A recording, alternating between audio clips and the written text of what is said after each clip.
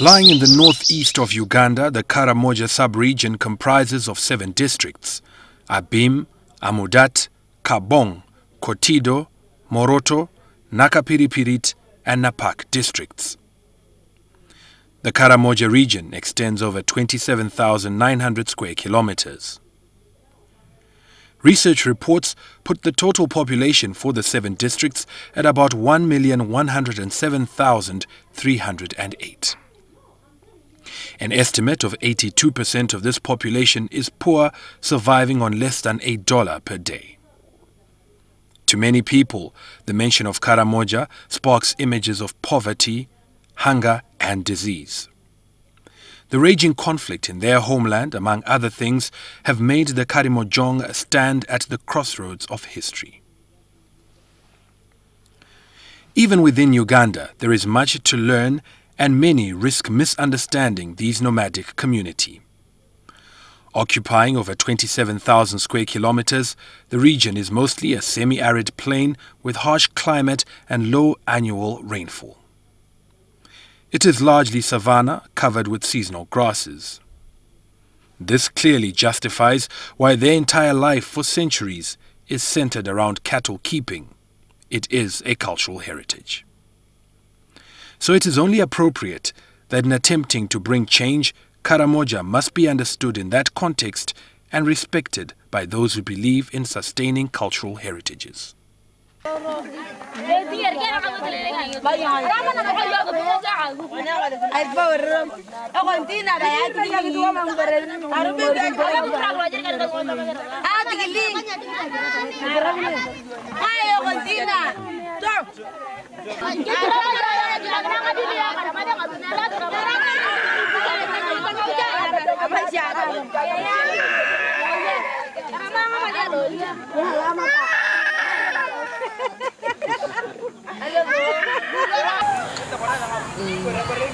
In those olden days, the Karamojongs used to handle their land in a communal way. The land was communal. They could move graze together. They would apportion some parts of land to stay. Maybe in drier seasons, they take the animals there, then retain the other land. That's how the Karamojongs used to have to handle their land. Now, very many things have been happening in the lifetime of the Karamojong pertaining land. Very many NGOs, government representatives have ever come, putting workshops into big hotels, collecting our elders, taking them to hotels, telling them more about the land. But what we have come up to realize is the Karamojong way of staying in having that land as a communal land. Karamojongs are very ignorant about land issues in Karamoja. That's why we don't know anything about land titles. We don't apportion ourselves that this is our land, this is what. We just leave our land like that. In the government side, the government has also taken our land. When we don't know, the Karamojong being vulnerable to everything, or due to the ignorance that he or she has. Most of the land I hear, the government has apportioned to game reserves, like good fertile areas. They say that those are game reserves. Like from Kidepo, all the way, all this belt up to Murajore, I hear it's a game reserve. Then we have that fear in the future that those great children of ours, those grandchildren who will remain in Karamoja may be pushed to those drier places, because most of the parts of Karamoja have minerals that we don't know. Then another thing is, okay, like this place called Nakichumet, where the government has put it as its area of Gamaradik. People used to stay there a long time ago. That place is fertile. People had their homes there, their gardens there. Now that the government has taken, what can a Karamojong do?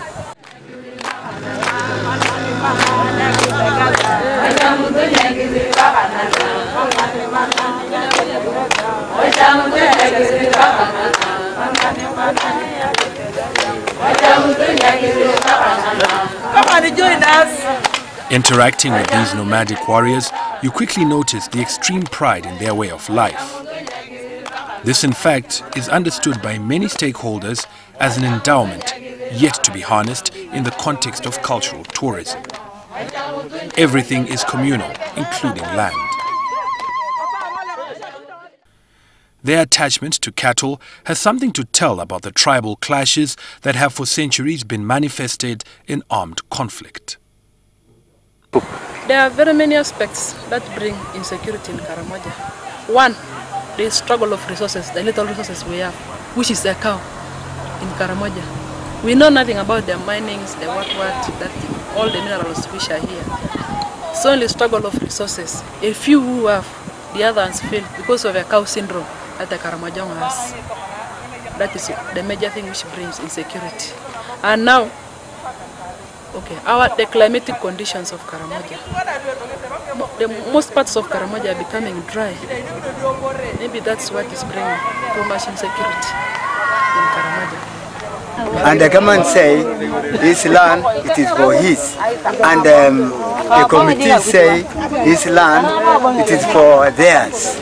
That is the matter which is people now want to share with the government, the soil, the land, to be all of them together with the government, without saying anyone, it is for his, and the committee say it is for his land, and the government say it is his real land. That is the body issue, which is the people are refused through to the government. But you know, in Karamoja, the land is customary. It is held by a clan. And the problem we have here, the area where we are standing right now is being struggled for by the Tepet and the Mateniko community. The people who are mining right now are people from Mateniko. But the Tepet are saying part of this is their land. So you will find that there is a clan wrangle over this land where the minerals are. And you find that most of the minerals are also in Tepet area because it is more on the mountainous area than on the lower part of the mountain. So I see there's going to be a problem there. There are also other people who are coming in, like some of the licensed companies who claim that they have bought some of these pieces of land, like where the marble is, where this the gold is. So those are some of the problems I'm seeing in terms of land.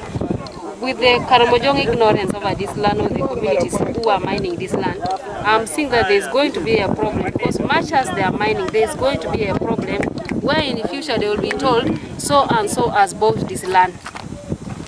And you know, they will just go empty-handed because the land has been registered by some other person, has been surveyed by some other person without their knowledge. And this is the reason why I call for mobilization to be done. For people to be aware, to know that this is their land. It's not just about the resource, but it's also about their land. And that is very, very important. So whatever policies we are thinking of, we should also think of helping people over some of this land which has resources. By merely looking at their settlement pattern, it is enough to tell you that the Karamojong coexist in their traditional livelihood entirely depending on each other, sharing every resource in a culture that has thrived without external interference. But it is certain that they will remain resistant to change no matter the force trying to change them. So, in the move to bring development to a region cut from the rest of the world, how possible is it to strike a balance between their legendary right to communal nomadic life with respect to their culture? People here will soon undergo immeasurable change, but the question of land could emerge as another factor of unprecedented upheaval. Yet, on the other hand, it presents an opportunity to solve Karamoja's development challenges. Here you get fascinated by the unique beauty of the landscape and significantly impressed by the abundance and diversity of local wildlife. On this land, there are about 50 different minerals and precious stones manifested in gold, silver, copper, iron, titanium, manganese, niobium, tantalite, chrome, rare earth and radioactive minerals, among others. The considerable prospects of mineral development in the Karamoja cannot be rivaled by any other region in Uganda. Well, there are a lot of minerals that I see here, although I will not be able to name all of them. There is gold. I'm also told there is mercury somewhere. There is the marble, which is often carried to Tororo. Right now, where we are standing, we are at what we call the green belt of Karamoja. This stretch is called here we are at Iliri, but these mountains, this mountain napak, and you find that just because it's a rainy season, but if it's it is a dry season, but if it's a rainy season, you'll find that this place is very green. And also, if you look at the soils, the top soils are really very, very, very fertile. And this is good for agriculture. And although it is also being used to support cattle rearing, but for agriculture it's really very good. And as we proceed, you will see gardens of maize, cassava, and other crops. This means that this area, if properly put to use, it can support very well the livelihoods of the communities, and especially to enhance the agricultural security, the food security around here. And as we talk of promoting and empowering the Karamojongs or the local communities to be able to fully exploit their natural resources in order to support themselves, you can really look at these fertile soils, as we said. And of course, some of those mountains and hills, they do have mineral potentials, of course, which needs to be explored more and know which minerals are there. But the region has a lot of potential for growth. Karamoja actually is gifted with so many. Is gifted with resources like we have lots of marbles, we have gold, we have some elements of limestone and all that. Karamoja has a lot of that. Since the colonial period, different Ugandan governments have adopted anti-pastoralist policies, leading pastoralists to lose over 60% of land vital for the survival of their cattle herd on which they depend. Attempts to forcefully settle pastoralists have resulted in an unanticipated social crisis, setting the stage for an emerging conflict over the allocation and use of resources. They have gradually been expelled from formerly communal lands that have become either forest reserves, game reserves, controlled hunting areas, national parks, buffer zones, or strategic military zones. So, what next when this nomadic community has lost the right to land ownership? We must continue to mobilize the communities to send their children to school. Because by the fact that I have seen some of the children here, I have seen some of the young girls who if they had been at school, they would be better and they would empower their families rather than even doing this work.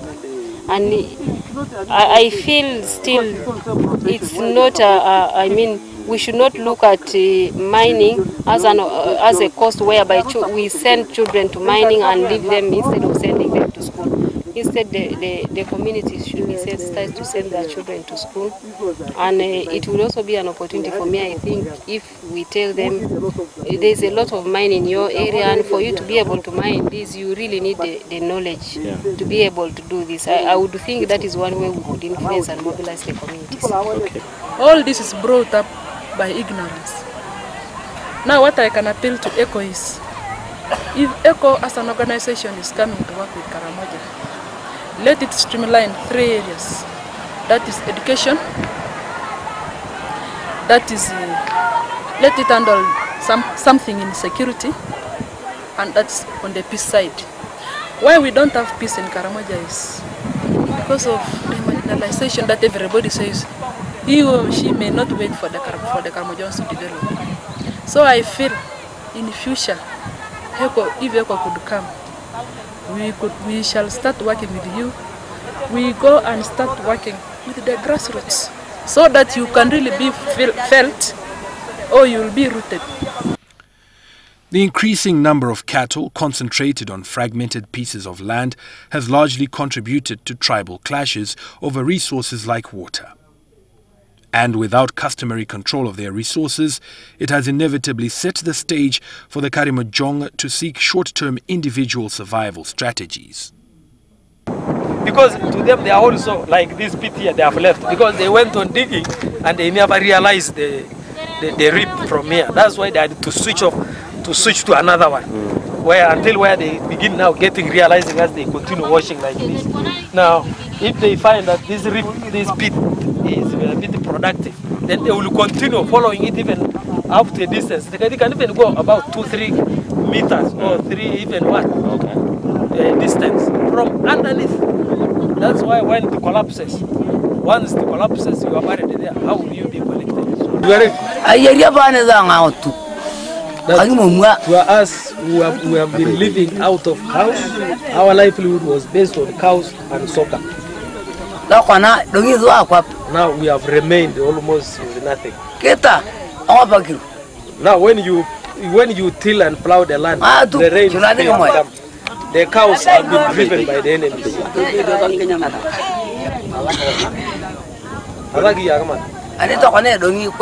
Now we have remained with nothing. There is nothing we can now base ourselves to say we can make. Even cows have been driven by the enemies.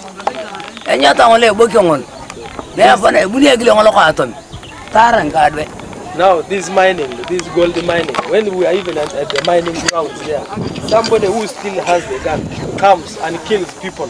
Then now when they go even to the limestone or marble stones or they go for charcoal, at least those few who still have guns come and terrorize them and even kill them, they are sent back. We are just helpless. Even family is ours.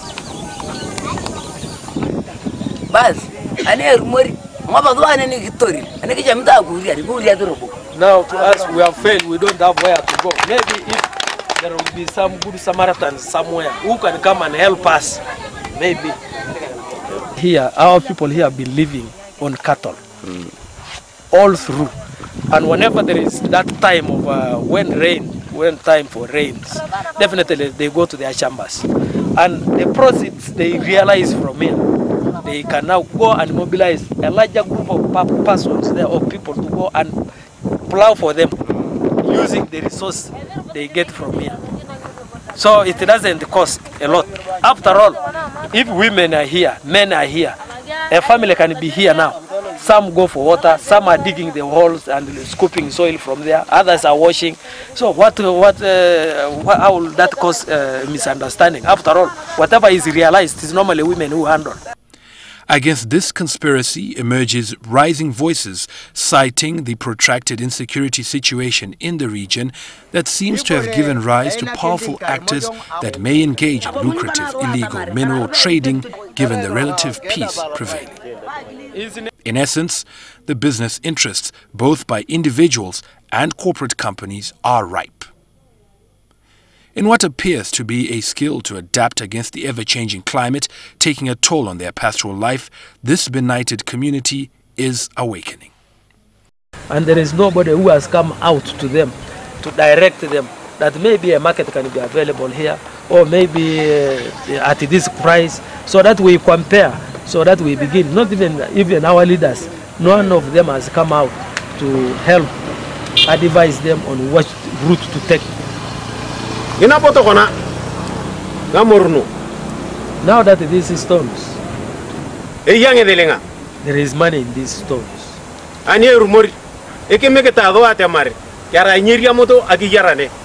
then now what surprises us, it seems there is money in these stones, but we are denied the right of knowing, of utilizing these stones for life, because there are those who seem to be blocking that opportunity of them getting funds from here, from this mountain here.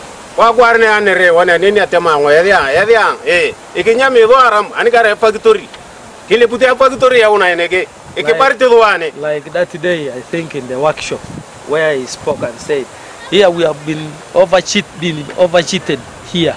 Now, maybe if you people could organize and maybe seek and look for opportunities of availing a factory here, maybe that is when we would have solved the problem of the confusion here.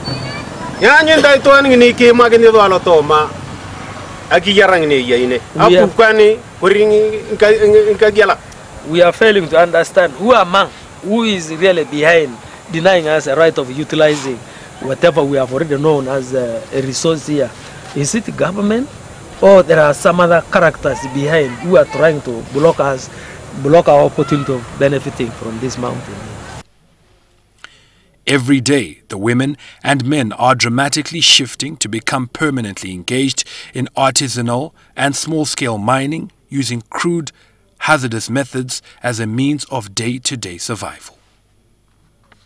This one is